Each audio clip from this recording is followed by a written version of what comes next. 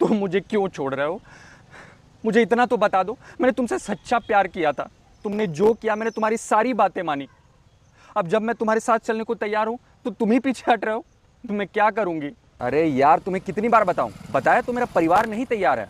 और वैसे भी ऑनेस्टली बताऊं तो तुम बहुत ज़्यादा इमोशनल हो। तुम किसी और ही के लिए बनी हो। तुम परेशान मत हो, मैं तुम्हारा लड़का ढूंढने में मदद कर दूंगा। मेरा पीछा छोड़ो। चुप हो जाओ। ये तुम क्या बोल रहे हो? तुम्हारे बिन मैं नहीं रह सकती। तुम ही मेरे सब कुछ हो। स्वागत है आपका उस भूमि पर जहां मृत्यु भी महाकाल से डरती है, अर्थात वो भूमि है उज्जैन। जी हाँ, महाकाल, यानी कि जिसके सत्ता के समक्ष, जिसके सत्ता के सामने काल भी नतमस्तक हो जाए, उन्हें हम महाकाल कहते हैं। आज एक ऐसी दर्दनाक कहानी हम अपनी क्लाइंट के आपको सुनाने जा रहे हैं कि जो हमारे समक्ष आई थी, और आपको भी, जो भी लड़कियां प्यार में धोखा खाई है, उनको भी एक सीख मिलेगी और उनको भी मजबूती मिलेगी कि उन्हें क्या करना चाहिए और क्या नहीं करना चाहिए। ये जब क्लाइंट हमारे पास आई थी अपॉइंटमेंट लेकर के, तो अपनी व्यथा सुनाई। अब इसमें होता यह है कि वो लड़का जो बार बार उसे बहाना बना रहा था कि उसके जो फैमिली वाले हैं वो तैयार नहीं है, क्योंकि समुदाय उनका अलग अलग है, ये XYZ एक्सक्यूजेस बना रहा था। प्लस कई तरह के उसको शिकायत भी निकाल रहा था लड़की में कि तुम्हारे अंदर ये कमियां हैं, ये चीज़ तुम्हारे अंदर सही नहीं है।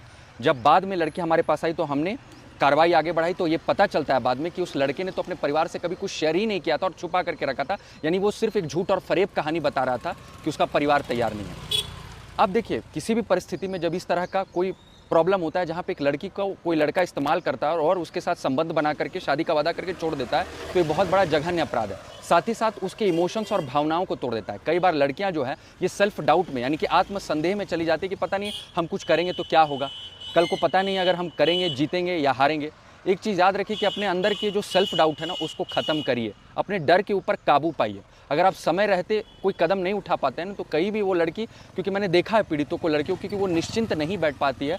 ये देखना कि जिस व्यक्ति ने आपके साथ अपराध किया और वो अपनी ज़िंदगी को सुकून से जी रहा और आप घुट घुट के जी रहे हो, रो रहे हो, उसके लिए परेशान हो, ये जीवन नहीं है। अपनी परिस्थिति को ऐसा बनाइए ना कि जो आप आज दर्द महसूस कर रहे हैं वो इंसान को वो महसूस हो और वो आपके सामने हर पल उसको वह महसूस हो कि उसने क्या गलती की है। इसीलिए कानून का सहारा लेकर सही समय पर सही कदम बढ़ाइए, सही सलाहकार का मदद लीजिए। एक चीज़ याद रखिए कि जो आपसे सच्चा प्रेम करता होगा ना, जो आपका अपना होगा ना, आपके अंदर अगर 1000 कमियां भी होना तो वो आपका साथ नहीं छोड़ेगा। अपने कभी अपना साथ नहीं छोड़ते।